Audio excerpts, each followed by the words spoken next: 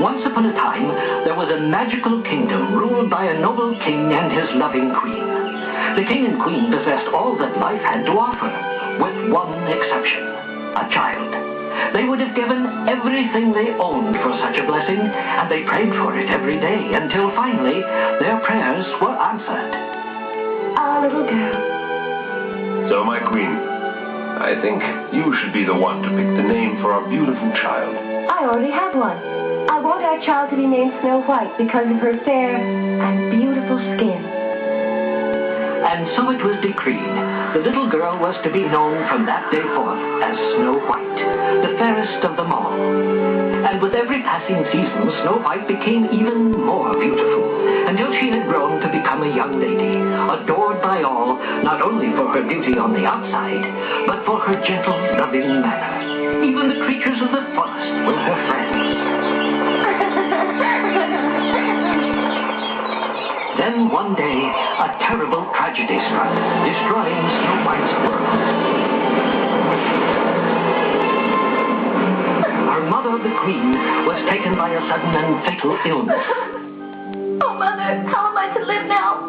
We will miss you so very much, Mother. And indeed, the good queen would be missed by the entire kingdom, even the animals. But time passed, and the king remarried. Now Snow White had a stepmother, Esmeralda, a scheming and jealous woman who could not tolerate the thought of anything or anyone getting more attention or being considered more beautiful than herself. One rumor in the kingdom even held that Esmeralda was a witch. Tell me now, here on the wall, who's the fairest one of all? Well, now, queenie, I can't lie. You do this, you'll want to die. Snow White. She's number one around this place. Well, then we'll just have to get rid of Miss Snow White now, won't we? You are to take the young girl Snow White far out into the deepest regions of the forest, and you are to make certain she never returns. Do I make myself clear? And so the hunter led poor Snow White deep into the forest, but he could not find it in his heart to carry out the queen's order. Your stepmother not only ordered me to bring you here, Snow White, but to take your life as well. But I cannot. Thank you. I'm sorry, but you must never return, for the queen would have your head, and mine as well. And now Snow White was all alone in the big forest. Alone and afraid, for never in her life had she been this far from home. Now what am I to do? I've nowhere to go, and I don't know anyone here in the forest. Oh, a little house. Somebody must be living there, but they would have to be very small. I'll just see if anyone's home. Hello? Is anyone in there? Oh, so cute, like a doll's house. My. Oh, and there's 7 tiny beds.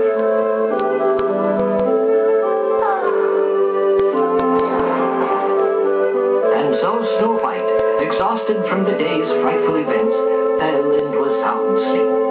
Meanwhile, the occupants of the house, 7 dwarves named Grumpy, Sleepy, Dopey, Happy, Doc, Sneezy, and Bashful, were all returning from a hard day's work at the mine.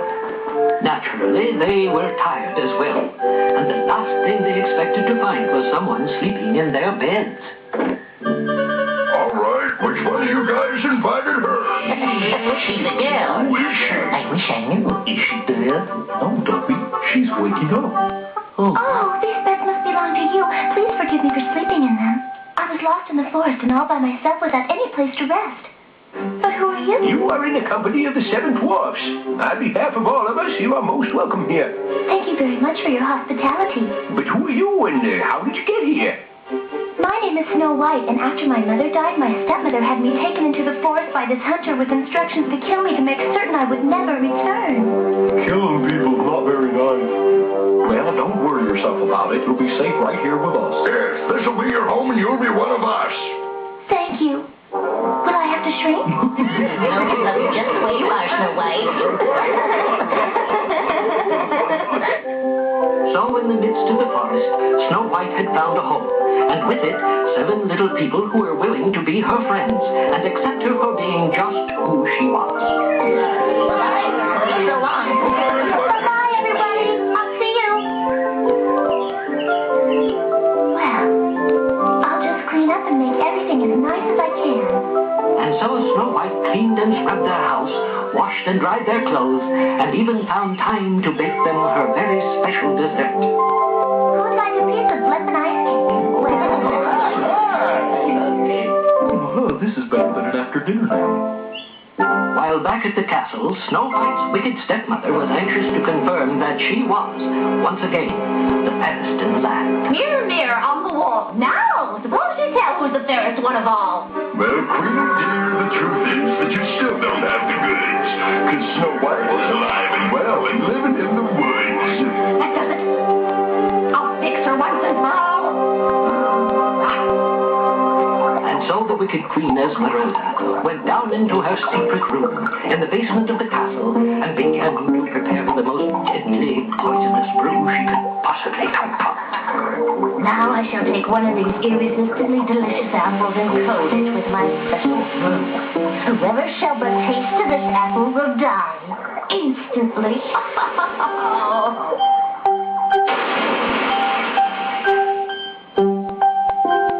Now I ask you, could Snow White turn down a treat as enticing as this? Certainly not. Now transformed into the wicked witch she truly was, Esmeralda visited her stepdaughter at the cottage of the 7 dwarves. Yes? What is it? Been meaning to pay you a visit. I'm a neighbor of yours and thought you might enjoy one of my apples, dear. Oh, my favorite treat in the whole wide world. A big, beautiful apple.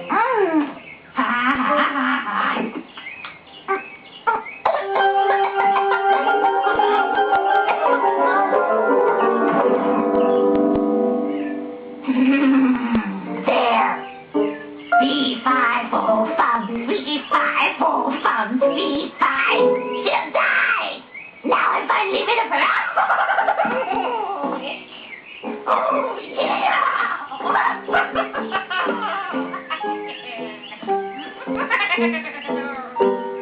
And so in her innocence, poor Snow White had accepted the old lady's gift.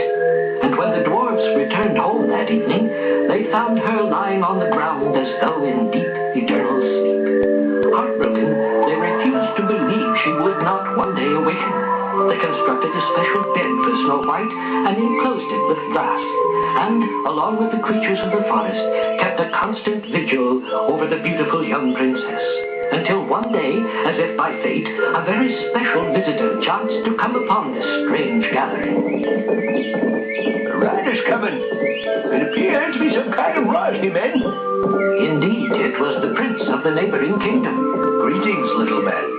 Is something wrong? Your Majesty, someone has cast a horrible spell over our friend Snow White. Perhaps you could help and break that spell. Would that I had that power, for my eyes have never beheld such loveliness. Oh, please, Your Highness. Perhaps if you were to speak to her, she might respond. Would you try?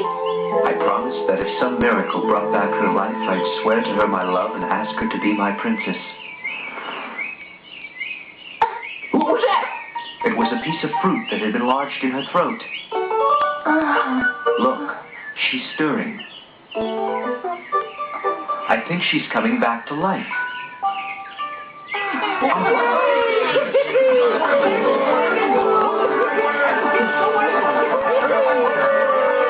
As you slept, I swore my love to you and would now ask if you will take my hand in marriage. My queen. My king. Bye-bye. I belong to all of you, and thank you for everything. I shall never forget your kindness. I promise to visit you often. Take care. Snow White. And so the handsome young prince returned to his castle with Snow White, his bride-to-be, and there, once more, vowed his love to the beautiful princess. Meanwhile, back at the castle of the evil Queen Esmeralda. Now perhaps you will answer in a manner to which I'm far more accustomed. Try and tell me now, mirror on the wall, I'm not the fairest one of all? Well, Queenie girl, I'll tell you straight. At best, you never look too great. And furthermore, if you insist, you wouldn't make the ugly list. Snow White is fairer now than ever. You're as fair as you are clever. You make fun of me? I can't stand them! Now you'll see Esmeralda's vengeance. No one gets the better of me! Suddenly a violent electrical storm unleashed itself as the evil witch flew from the castle, determined to finish Snow White once and for all.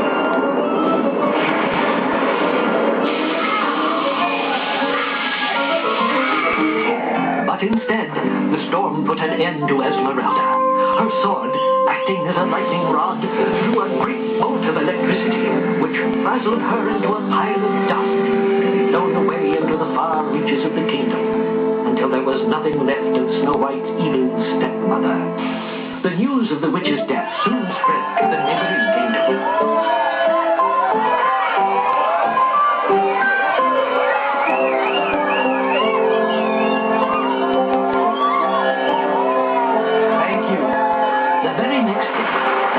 And the beautiful Snow White became man and wife. The entire kingdom rejoiced with them in their happiness. Soon after, the prince was crowned king, and Snow White his queen. And the two of them lived happily ever after.